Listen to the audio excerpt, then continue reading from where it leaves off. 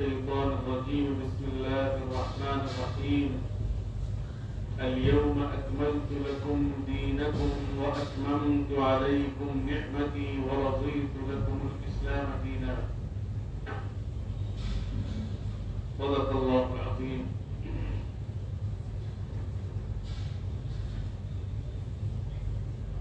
اللہ تبارک و تعالی نے اس دین کو آج سے 1400 سال پہلے ساری انسانیت کے لیے نازل فرمایا اور اس کو مکمل بھی فرما دیا. اس سے قبل جتنے اللہ کے پیغمبر اللہ کے دین کو لے کر دنیا میں تشریف لائے، اللہ تبارک و تعالی نے ان کے ذریعے سے انسانیت کو ہدایت عطا فرمائی، نجات عطا فرمائی. لیکن کسی پیغمبر کے لیے اللہ نے یہ اعلان نہیں فرمایا کہ ہم نے اس دین کو مکمل کر دیا. یہاں تک کہ اللہ کے نبی صلی اللہ علیہ وسلم کے ذریعے سے اللہ نے قیامت تک کے لیے اپنا آخری کلام قرآن مجید کو نازل فرمایا اور پھر یہ اعلان کیا کہ اب ہم نے تمہارے دین کو تمہارے لیے مکمل کر دیا. اس سے دونوں باتیں معلوم ہوئی کہ اس قرآن مجید کے نزول سے پہلے اللہ کی طرف سے اس کی کوئی ضمانت نہیں تھی کہ یہ دین مکمل ہو چکا ہے، پہلی بات. اور دوسری بات یہ کہ اس قرآن مجید کے نازل فرمانے کے بعد اس بات کی ضمانت ہو گئی کہ یہ دین مکمل ہو چکا. اور اللہ کے نبی صلی اللہ علیہ وسلم نے اس آیت کی تشریح میں یہ اعلان فرما دیا کہ میں تمہارے درمیان دو چیزیں چھوڑ کر جا رہا ہوں، ایک اللہ کی کتاب اور ایک میرا طریقہ. یہ دونوں چیزیں پکڑے رہو گے تو کبھی گمراہ نہیں ہوگے، کبھی بھٹکو گے نہیں. اس سے معلوم ہوا کہ قرآن مجید اپنی جگہ مکمل ہے، لیکن قرآن مجید کی تشریح کے لیے جناب نبی کریم صلی اللہ علیہ وسلم کو مبعوث فرمایا گیا. بلکہ اگر آپ غور کریں تو کوئی کتاب ایسی نہیں ہے جس کے ذریعے جس کو اللہ نے کسی نبی کے بغیر اتار دیا. تو قرآن مجید سب سے عظیم الشان کتاب، اللہ نے اس کے لیے اللہ کے نبی صلی اللہ علیہ وسلم کو منتخب فرمایا. اور اللہ کے نبی صلی اللہ علیہ وسلم وہ ہستی ہیں جو ساری انسانیت کے سردار ہیں. قرآن مجید ساری کتابوں میں افضل ہے اور اللہ کے نبی صلی اللہ علیہ وسلم ساری انسانیت کے سردار ہیں.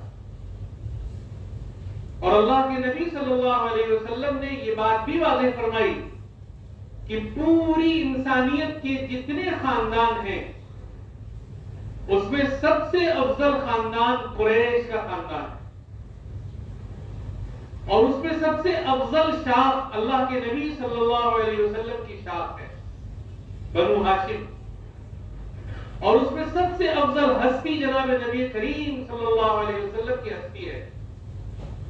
آپ نے فرمایا انا سید ولد آدم ولا فخر، میں ساری انسانیت کا سردار ہوں لیکن بطور فخر کے نہیں بتاتا، بطور ہدایت کے بتاتا. اور اللہ کے نبی صلی اللہ علیہ وسلم کا گھرانہ ساری انسانیت میں سب سے افضل گھرانہ ہے.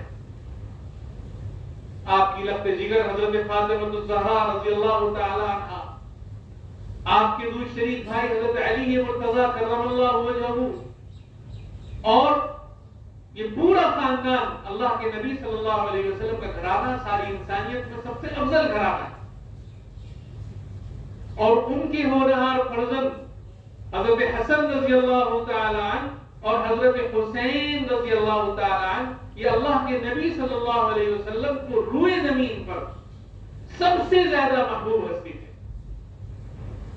آپ نے فرمایا ہما ریحانتای فی الدنیا من الدنیا کہ یہ دنیا میں میرے پھول ہیں.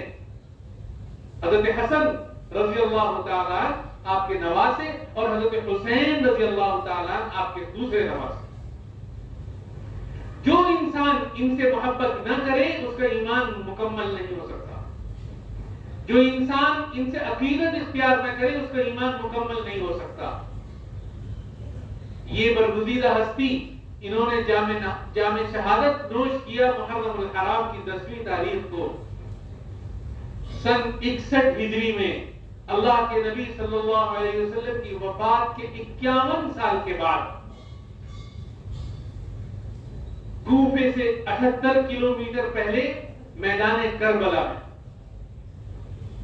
یزید کی فوجوں کے سامنے، ابن زیاد کے لشکر کے سامنے، عمر ابن سعد کے دستے کے سامنے پیاس کی حالت میں اپنے چھوٹے بچوں کے ساتھ، 6 ماہ کے بچے کے ساتھ، 2 سال کے بچے کے ساتھ آپ نے جامع شہادت نوش کیا، گردن کٹوائی،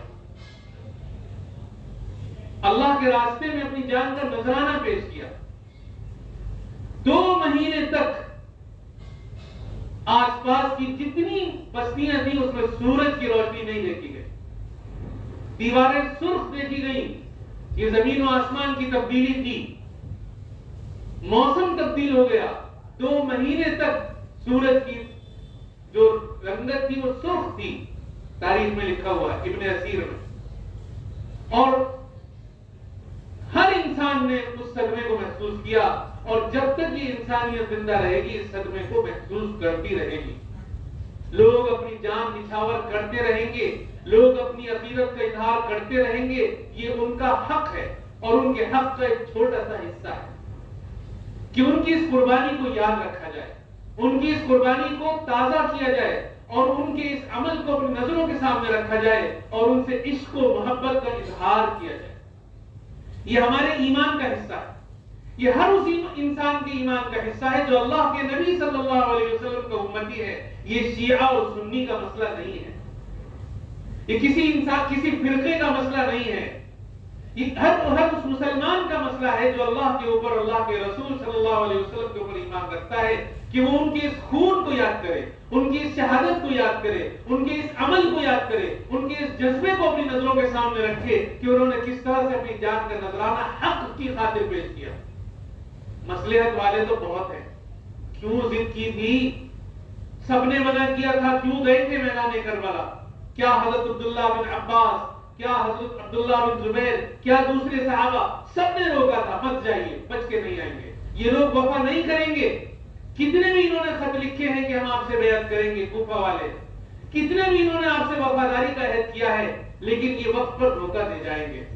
ان کی زبانیں آپ کے ساتھ ہیں لیکن ان کے دل آپ کے ساتھ نہیں ہیں. طاقت ابن زیاد کے پاس ہے، حکومت یزید کے پاس ہے اور یہ اس کا ساتھ دیں گے، آخر میں یہ گر جائیں گے، یہ آپ کا ساتھ نہیں لیں گے، مت جائیے.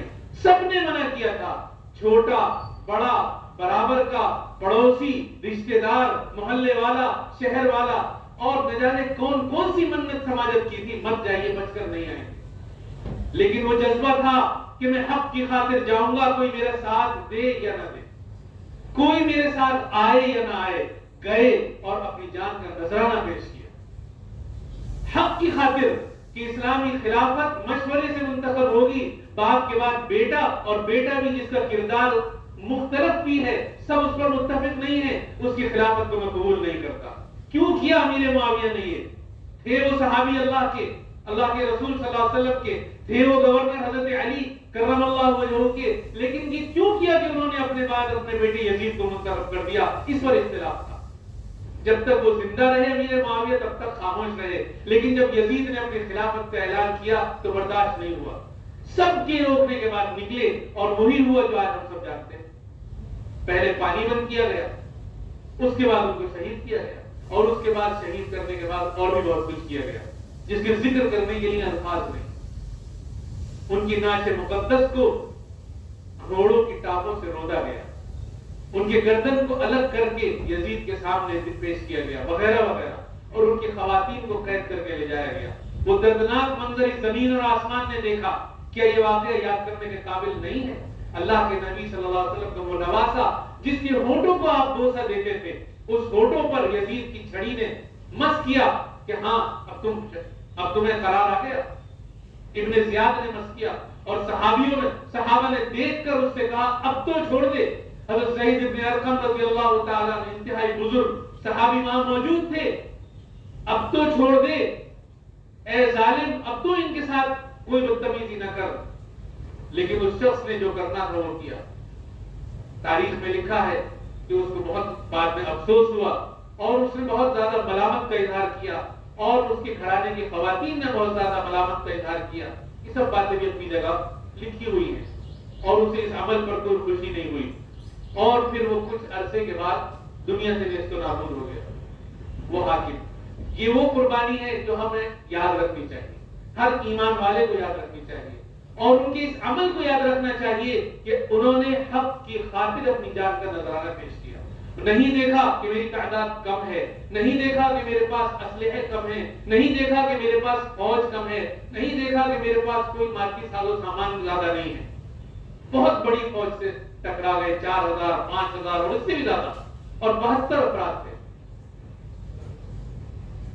یہ ہمیں کیا سکھاتا ہے کہ ہم اپنے دین کو اپنے دلوں میں مضبوط کریں، ہم حق کے لیے اللہ کے دین کے لیے مستعد ہو جائیں.